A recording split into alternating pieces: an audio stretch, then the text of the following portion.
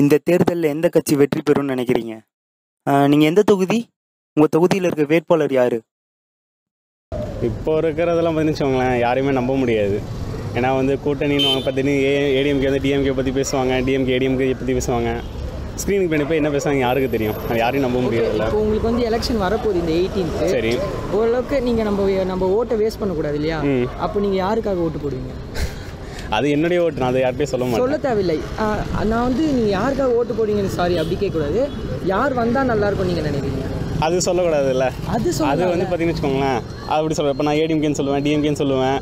அது வேறு இல்லை இல்லை இல்லை இல்லை அது பார்த்தீங்கன்னு வச்சுக்கோங்களேன், என்னுடைய தனிப்பட்ட கருத்து. அது நான் வெளியே யார்கிட்டையும் சொல்லணும்னு அவசியம் கிடையாது. நல்லா இருக்கும்னு கூட நீங்கள் சொல்ல மாட்டீங்க. அது என்னோட இப்போ நான் ஒரு கட்சி நினச்சிருப்பேன், நீங்கள் வேறு கட்சி நினச்சிருப்பீங்க. இவங்க வந்தால் நல்லா இருக்கும்னு சொல்லலாம். நம்ம இவங்களுக்கு தான் ஓட்டு போடுவோம்னு சொல்ல தேவையில்லை. இவங்க வந்தால் நல்லா இல்லை இல்லை இல்லை இல்லை சரி, அது பார்த்தீங்கன்னா பப்ளிக்கோட தான். ஸோ என்னுடைய ஓட்டு நான் கண்டிப்பாக போடுவேன். இப்போ நீங்கள் இந்த தொகுதியா நீங்கள்? இல்லை, இது என்னுடைய ஊர் கிடையாது. எந்த ஊர் நீங்கள்? தர்மபுரி. தர்மபுரினா எம்பியில் எந்த தொகுதி வரும்? என்னதாங்க, தாளநத்தம். இப்போ அந்த தொகுதியில் எந்த கேண்டிடேட்லாம் நிற்கிறாங்கன்னு தெரியுமா? எம்எல்ஏங்களா? எம்எல்ஏ இல்லை, இப்போ எம்பி. Sorry, MP.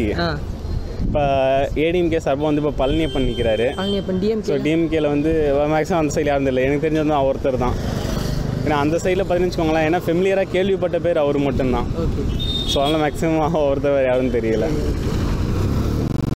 யாரோட ஆட்சி வந்தாலும் ஒழுங்காக நடக்காது, அது நல்லாவே தெரியும், எல்லாருக்குமே தெரியும். ஒன்று தானே ஆகணும், நம்ம ஆட்சி அதுதானே நம்ம தலையில். ரைட்டு தான். இப்போதைக்கு பார்த்தீங்கன்னா மெஜாரிட்டி திமுக தான் இருக்குது. கண்டிப்பாக திமுக தான் வரும்.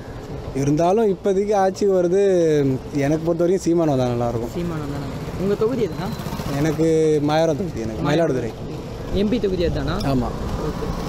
சீமான் வந்தால் ஓரளவுக்கு ஆட்சி நல்லா இருக்கும்னு நினைக்கிறேன். கண்டிப்பாக நல்லாயிருக்கும். சரி, அப்போது சீமான் இது ஒரு கட்சியில் அந்த தொகுதியில் யார் எம்பியாக நிற்கிறா? எம்பி எலெக்ஷன் இப்போ ஆக்சுவலாக இந்த வரைக்கும் எனக்கு தெரியல, எனக்கு இந்த அப்டேட் இல்லைங்க. அங்கே யாரும் நிறுத்திருக்காங்க, இது வரைக்கும் அனௌன்ஸ் பண்ணலான்னு நினைக்கிறேன். அனௌன்ஸ் பண்ணிட்டாங்களா? எல்லா இதுலையுமே பண்ணிட்டாங்க. ஆக்சுவலாக எனக்கு தெரியல ஏதாவது. அப்படியா? ஓகே. அப்போ யாருக்கு ஓட்டு போடுறோன்னு தெரிஞ்சு போடுங்க. கண்டிப்பாக. இப்போ உள்ள சூழ்நிலையில் பார்த்தாக்க இந்த ஆட்சி திரும்ப தொடர்ற மாதிரி எனக்கு தோணுது. இந்த ஆட்சி தான் இல்லை, உங்கள் விருப்பத்துக்கு சொல்கிறேன். இதே திரும்ப இருக்கணும். உங்கள் தொகுதி எது? எங்களுக்கு பெரம்பலூருங்க. பெரம்பலூர் எம்பி தொகுதியும் அதுதான்? எம்பி அதுதான். சரி, இப்போது அப்போ நீங்கள் ஏடிஎம்கே சொல்கிறீங்க. ஏடிஎம்கேவோட வேட்பாளர் யார் அங்கே வேட்பாளர் பாரிவேந்தர், எஸ்ஆர்எம் மோனர். பாரிவேந்தர் ஆமாம், சுயேட்சா நிற்கிறாரு. அவர் டிஎம்கே சின்னத்தில் நிற்கிறாரு. ஏடிஎம்கேவில் என்ஆர் சிவபதினு சொல்லி ஏற்கனவே உள்ள மினிஸ்டர் ஏடிஎம்கேவில் அவர் நிற்கிறார். டிஎம்கேல அங்கே யார் கேண்டிடேட்டு? டிஎம்கேல கேண்டிடேட் இல்லைங்க, அது தொகுதியை சுயேட்சைக்கா நினைக்கிறாங்களா? அதான் பாரிவேந்தர். இல்லை, அது தனிப்பட்ட முறையில் இருக்காங்க. இந்த தடவை ஆட்சி மாற்றங்கள் கண்டிப்பாக இருந்தால் தான் நல்லா இருக்கும் இந்தியா. இதுதான் என்னுடைய ஒப்பீனியன். ஓகே, ஆட்சி மாற்றம் இருந்தால் தான் நல்லா இருக்கும் கண்டிப்பாக. ஓகே, இப்போ உங்கள் தொகுதி எது தாத்தா? எங்கள் தொகுதி தூத்துக்குடி தொகுதிமா. எம்பி தொகுதியே தூத்துக்குடியா? ஆமாம். உங்களதில் டிஎம்கே கேண்டிடேட் பேர் என்ன? கனிமொழி. ஏடிஎம்கே ஏடிஎம்கேல இப்போ பிஜேபியில் இருக்காங்க கூட்டணியில். ஆமாம். தமிழிசை சவுந்தரராஜன் பிஜேபியில். ஆமாம். ஓகே, அப்போ நீங்கள் இப்போ இந்த தடவை ஆட்சி மாற்றம் இருந்தால் தான். சரி, okay. Tamil Nadu Congress. Okay, fully support Congress. இப்போ காங்கிரஸ் யாரோட கூட்டணியில் இருக்காங்கன்னு தெரியுமா? இங்கே இவர் தானே, ஸ்டாலின். எந்த கட்சி? சரி, ஓகே. டிஎம்கே வராதுங்க தமிழ். Okay, no problem. DMK. Okay, இப்போ நீங்கள் ராயபுரம் தொகுதி உங்களுக்கு ஓட்டிங் இருக்கு இல்லையா? இருக்கு, இந்த வாட்டி தான் வந்திருக்கு, பார்க்கணும். அதான் ஓட்டு போடுவீங்கல்ல? ஆமாங்க, எனக்கு இது வரைக்கும் ப்ராசஸ் பண்ணதில்லை. ஓட்டு போகிறது இவ்வளோ டவுட்டாக சொல்கிறீங்களா? அதுக்கு இல்லைங்க, எப்படின்னா சரி 18 இயர்ஸ் மேலே ஆகி கூட எனக்கு ஓட்டர் ஐடி வாங்கலை. சரி, இந்த வாட்டி தான் வாங்கியிருக்கோம். ஸோ எனக்கு ப்ராசஸ் தெரியாது. சரி, போடலான்னு இருக்குது இந்த வாட்டி. இருக்குல்ல ஓட்டர் ஐடி, அப்போ ஓட்டு போட்டு தான் ஆகணும். கரெக்டு, நம்ம சிட்டிசன்ஷிப் மெயின்டைன் பண்ணணும். ஓகே, இப்போ நீங்கள் ராயபுரம் தொகுதியில் போட போகிறீங்க. காங்கிரஸ் வந்தால் நல்லா இருக்குன்றீங்க.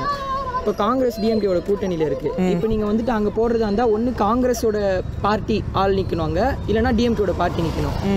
இப்போ அங்கே ராயபுரம் தொகுதியில் யார் நிற்கிறா? நீங்கள் போட போகிறீங்க? சரியாக பார்க்கல, நான் அதை விசாரிக்கணும். கேண்டிடேட் யாருன்னு? ஆமாம், தெரியல, நான் பார்க்கல. ஓகே, யாருக்கு நம்ம யாருக்கு போடுறோம், எந்த பார்ட்டிக்கு போகிறோன்றது மட்டும் மெயின் இல்லை, யாரை நம்ம கரெக்ட் நிற்க வைக்க போகிறோன்றது தான் தெரியும். ஓகே, அது மட்டும் தெரிஞ்சு போடுங்க. ஓகே. டிஎம்கே சரி ஓகே ஜி. இப்போ நீங்கள் வந்துட்டு எந்த தொகுதி உங்களுக்கு நீங்கள் எங்கள் இந்த தொகுதி தான் எனக்கு சென்னை தொகுதி. என்ன மத்திய சென்னையா? மத்திய சென்னை இது தென் சென்னை இது தென் சென்னையில் எங்கள் டிஎம்கில் எங்கள் தங்க தமிழ்ச்சி நிற்கிறாங்க லேடி. ஓகே, அப்போ நீங்கள் அவங்களுக்கு தான் ஓட்டு போடுவீங்க? ஏன் நான் இல்லைங்க, நீங்கள் கூட ஓட்டு போடுவீங்க. ஏன்னா இப்போ எல்லாம் என்ன சம்பாதிச்சிட்டீங்க சொல்லுங்கள். நீங்கள் நல்லா வாழ்றீங்களா?